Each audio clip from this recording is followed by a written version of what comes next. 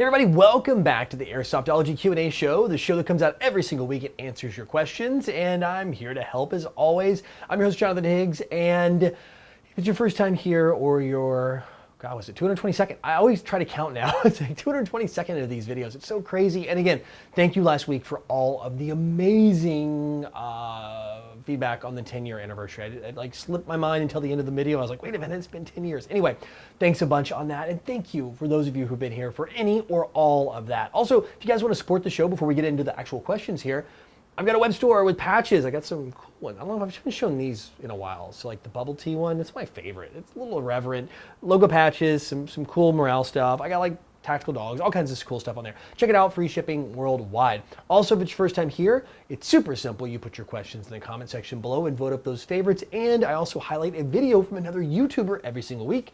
Your channel or one of your favorite channels, put those down there as well. In fact, this week's coming from the #1 comment is the video channel I'll be highlighting. One, again, I didn't even know about. So now that's that all the way. We're gonna dive into what you're really here for. And by the way, before we get into this, you know, I always have timestamps down there in the comment section, by the way, so you can always click and skip to the question you're looking for. So if you're looking for like the lead question, the title one, you can click and visit it. It's no problem. Anyway, enough about that. Let's dive into what you're really here for, and that's your questions in the Tippmann mail call.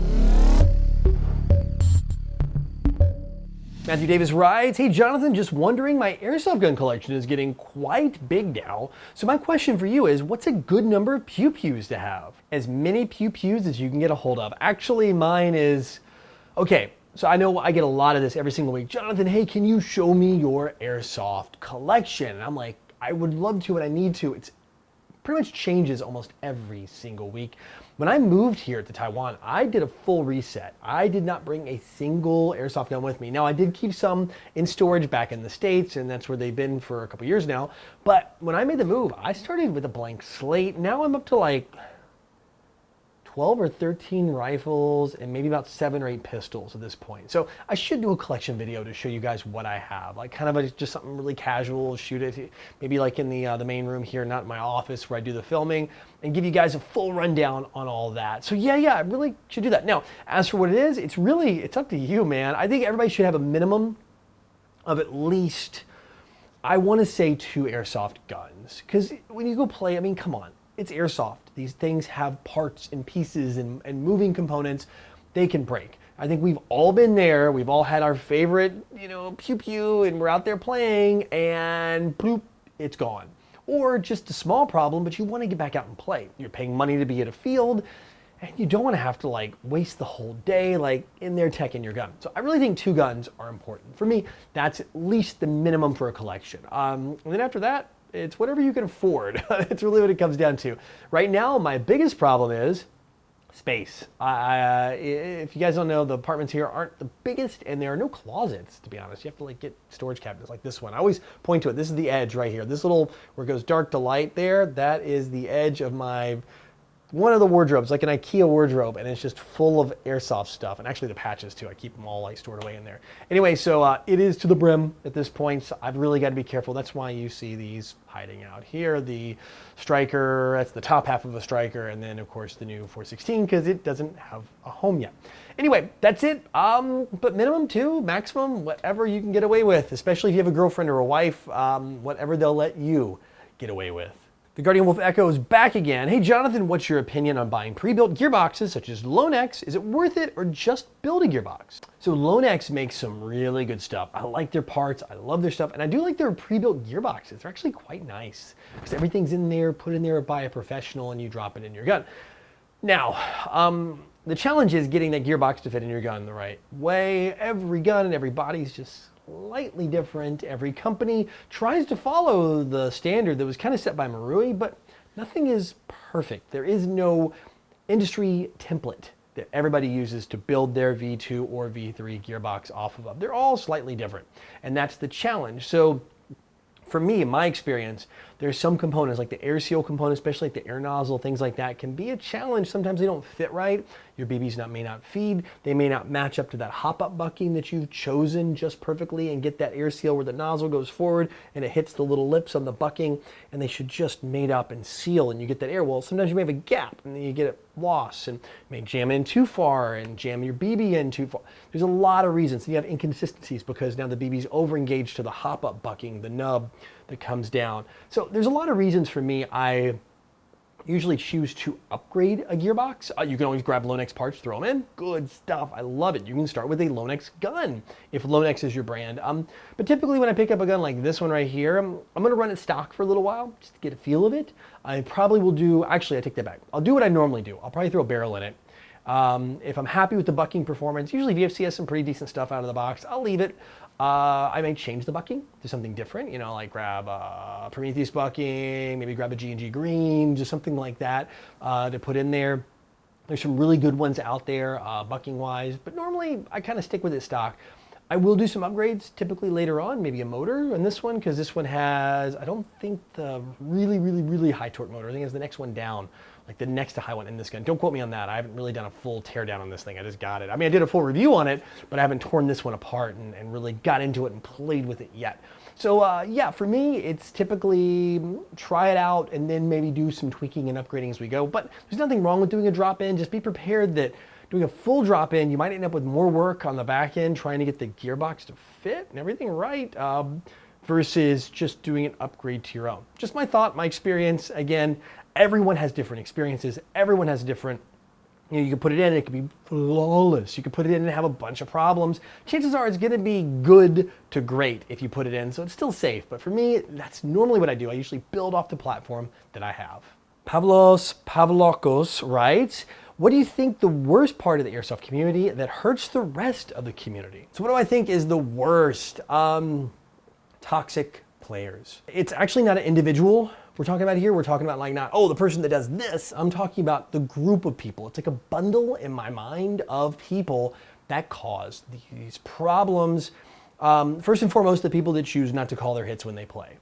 We've all been there. I'm sure there have been some hits I have taken that I did not call, wasn't unaware of. If I feel it or even question it or think about it, then I'm gonna call myself out. But no one is perfect, absolutely not. But I'm talking about the ones that intentionally just take a few, shrug it off, keep going. That's the core spirit. It's honor, it's trust in this sport. I think the ones that also on the flip side yell and scream out loud at the players that aren't calling their hits. I think that's almost equally as bad in my mind. Like, call your hits, you friend. No, that's it. And then to go a step further, and I know I'm going to get probably a lot of hate mail from some of my good friends that do YouTube, the guys that do the videos highlighting these cheaters. I get it, or especially the fights. It does get views. It's absolutely, I've had a whole video. I talked about this before. But unfortunately, it does put a bad light on the airsoft. Especially, it's okay if you have it in your video, because, you know, there's some in there. I mean, I actually have some really big cheaters. I'm like, oh, I want to put this video up, but I didn't because I was like, oh, do I want to do that with the channel? I don't know. But I chose not to in the end. Personal choice. Again, the other channels that put them up, that is fine. It's their choice. It's cool. But I just feel like if you lead with cheater, cheater, cheater, it ends up kind of letting people who maybe have not played the sport, when they do a Google search, those are the top videos that, man, if I play airsoft all the time, everybody cheats. Why would I want to get into this hobby, this sport, if that's what it's like? So that's just my thought, right? That's kind of my approach. I want to get more people into this. I love it. I want to share it with you. You know it. I do this every single week, talk about it. And you guys ask questions every single week. All of us here, a part of this video, you and me both, we are both big fans of airsoft. That's why you're here, right? I mean, I don't have like an entertainment channel. This is information. So we are all airsofters that are watching this. And I just want more people to play, and so do you. We want more targets to shoot. We want the hobby to get bigger. Then there can be more products and bring the price hopefully down and make it more affordable to play in fields because there's more people playing. So fields can be like, yeah, more fields can open up. That is what my dream is. So anything that promotes the sport, I love. What's terrible for the community is anybody who intentionally or in a lot of cases unintentionally does things to turn people away from this hobby and sport. So this is my thought. I know it's a big rant. I want to know what your guys' thought is. What's your hated thing? Is it like the guys with riot shields? You hate them? I know a lot of people that hate those people. Do you hate the people that cuss, like drop 1,000 F-bombs in the field? I mean, what is it? I want to know. In the comment section below, let me know what's your most hated or disliked thing, or what's worse, actually, specifically, what's bad for the community. I want to know what your thoughts are about that below. Shepherd Santos Airsoft writes, hey Jonathan, when do you think Classic Army will finally cave in and make it HK21 or even HK11? Well, considering the HK license is held by Umarex, it's up to them. Honestly, Classic Army can release it in Hong Kong, where license is still the Wild West. For the most part, mainland China, you can't play Airsoft, so it won't release there. They can ship to Japan, I guess, where there's not any licensing concerns for the most part. But aside from that, that's pretty much it. You're going to be looking at, you know, the HK license holder needs to come and engage these companies and create them. That's how the licensing thing works. It's a double-edged sword. It's fantastic because then we get a company that watches the quality and creates the product. This is the official one, like this guy right here, this 416A5, awesome gun, by the way. Also one of my favorite HK, we're going to be on the HK kick here, the HK45 is made by KWA. Fantastic pistol, love it. It shoots like a dream. It is the best shooting KWA pistol and probably one of the best shooting green gas pistols, like only green gas, only pistols I've ever fired. I mean, outside of a Marui. So yeah, I think that you get some fantastic products with that, but you don't have competition. So if you want a 416A5, it's this one. Or you can try to legally import like a Marui or something in, you know, when they come out with theirs. So yeah, that's kind of the thing. It is both, but in this case, will CA do it? Probably not. CA's not really worked with a lot of licensed companies in the past. They have worked with Knights. They released that LMG, the officially licensed Knights LMG. They did that one. But as for that, there's not too many licenses. Back in the day, they used to have the B&T license. It was brought in for the MP5s and stuff like that. But not other than that, I mean, really not too much out there. So yeah, that's just kind of my thought on it.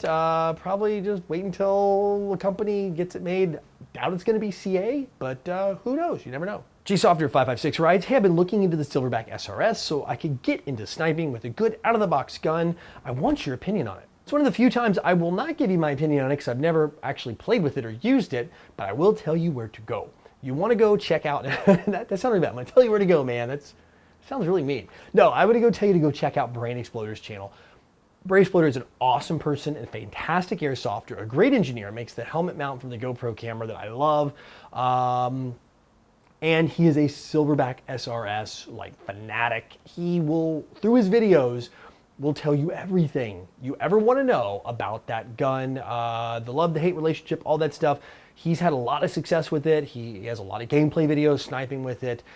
If you want to know, he is your man. 100%. I will defer to always, in my case, I will always defer to someone who is smarter than me in the room, and he is the smartest person in the room that I know when it comes back down to the SRS. So check it out. It's called Brain Exploder. It's all one word. He has a YouTube channel. He also has a web store where he sells a bunch of cool stuff too. Like he designs like 3D designs and creates and it like accessories and parts for guns, including stuff I think for the SRS too. So anyway, check him out. I'll put a link down below too to his channel as well. He's a fantastic guy and definitely worth the watch if you are into the SRS stuff.